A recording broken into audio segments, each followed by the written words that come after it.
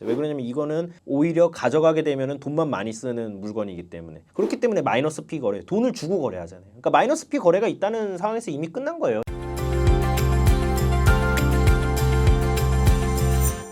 안녕하세요, 김은찬 변호사입니다. 제가 지난번에 이제 분양권 계약을 도산 절차, 파산이나 회생을 통해서 어떻게 좀 해결하는지에 대해서 설명을 드렸어요. 어려운 내용이에요. 좀 이해가 안 가실 수는 있는데 영상 자꾸 반복해서 보시면서 공부를 한번 해보시고, 오늘 설명드릴 내용은 그러면 이제 분양권 계약을 체결하고 해결이 안 돼서 개인회생을 진행하시는 분들, 그럼 이거의 재산적 가치를 어떻게 평가할 것인가가 문제가 돼요, 회생 절차 안에서. 그래서 이제 좀 상담을 받아보시면은 일부 사무실에서는 이게 분양권의 가치가 크기 때문에 청산 가치가 너무 크게 잡혀서 개인회생 진행을 못 하십니다, 안내하는 사무실도 있거든요. 근데 맞지는 않고요. 이 내용에 대해서 한번 분양권의 청산 가치가 어떻게 산정되고 좀 어떻게 접근하면 되는지에 대해서 좀 설명을 드려보는 시간 가져보도록 하겠습니다. 우선 분양계약 때문에 개인회생을 하시는 분들은 이미 이 분양계약이 시장에서 봤을 때 좀 상품성이 없는 그런 계약인 경우가 그냥 99% 이상입니다. 왜 그러냐면 이게 굉장히 상품성이 크고 인기가 많으면은 서로 사가려고 그래요. 그래서 P를 붙여서 판다 그러죠. P를 붙여서 오히려 더 비싼 가격에 팔 수가 있어요. 근데 이제 기본적으로 인기가 없으니까 처분이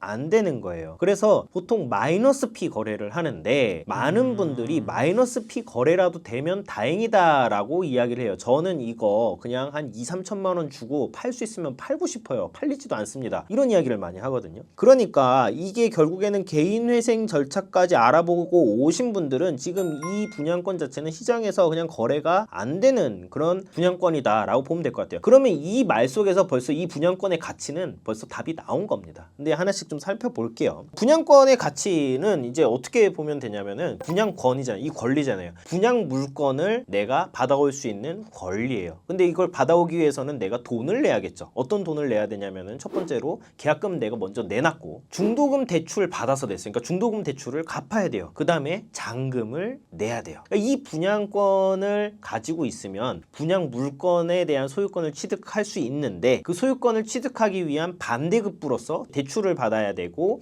잔금을 내야 되는 거예요. 어떤 경제적인 지출이 필요한 겁니다. 예를 한번 들어볼게요. 분양 물건, 뭐 예를 들어서 내가 아파트 하나 그냥 분양 받았는데 1억 원이에요. 이게 시세가. 내가 중도금 대출이랑 잔금 지출해야 되는 금액이 한 7천만 원 정도다 라고 하면 이거 시장에 팔면 얼마에 팔 수 있겠어요? 실질적으로는 3천만 원에 팔 수가 있겠죠. 1억 가치가 있고 7천만 원의 지출이 필요하니까 3천만 원을 이제 받고 이거를 넘길 수가 있게 되는 것이죠. 그러면 개인회생 절차를 진행했을 때 어떤 식으로 보정이 나오냐면은 분양가를 기초로 해서 중도금 대출 금액이랑 잔금 금액을 제외하고 청산가치 로 산정하세요라고 보정이 나와요. 그래서 분양가가 예를 들어서 1억 원이고 중도금 대출이 5천만 원이고 잔금이 2천만 원이다. 이 청산 가치는 3천만 원이다. 이렇게 되겠죠. 그러니까 결국에는 이 말은 계약금 상당액을 청산 가치로 잡으라는 이런 보정이 이제 나오게 되는데, 청산 가치로 잡아서 개인회생 진행을 했을 때 소득이 높고 그런 분들은 개인회생 진행에 문제가 없는 분들이 있어요. 이제 이런 부분은 사실 다툴 실익이 뭐 크게 없으니까 그냥 넣고 진행하면 되는데, 계약금이 한 3~4천만 원 정도 되고 청산 가치로 들어오게 되면은 개인회생 진행이 불가하거나 변제금이 너무 크게 튀는 경우들이 있거든요. 이럴 때는 다퉈야 돼요. 다퉈야 되는데 분양 물건의 시장 가치가 얼마인지가 굉장히 중요한데 지금 시장에서 거래 일단 안 되잖아요. 그러면 이게 분양가보다 현저히 떨어진 거거든요. 분양할 땐 1억에 받고서는 분양을 했는데 실제 가치는 이제 5천만 원으로 떨어져 있는 그런 경우들이 굉장히 많다는 거예요. 그래서 오히려 돈을 주고 팔아야 되고 현실적으로 판매가 안 됩니다.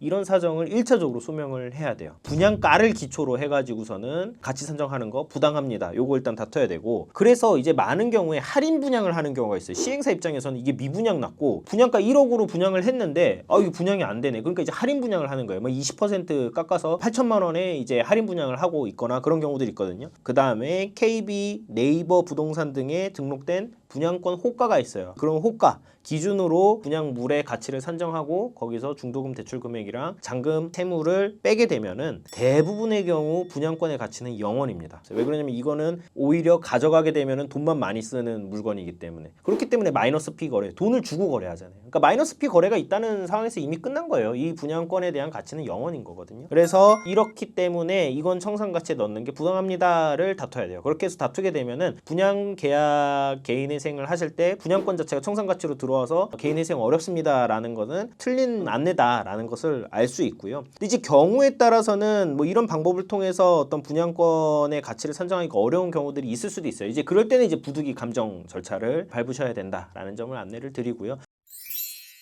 다양한 케이스 안에서 좀 수행을 해보면서 쌓인 노하우로 좀 접근을 해야 되는 내용이라서 요건 관련해서는 좀 변호사 상담을 좀 많이 받아보시기를 좀 권해드리겠고요. 제가 이제 드리고 싶은 말씀 자체는 분양권 자체가 청산가치에 들어와서 개인회생 안 된다라는 이거는 너무 단편적인 안내다. 그거 자체만 너무 믿고 나 개인회생 안 되는구나 라고 잘못 오인하시면 안 되겠다. 이 말씀을 드리고 싶었고요. 관련해서 궁금하신 점 있으시면 언제든지 편하게 문의 부탁드리겠습니다. 오늘 영상 여기까지입니다. 감사합니다.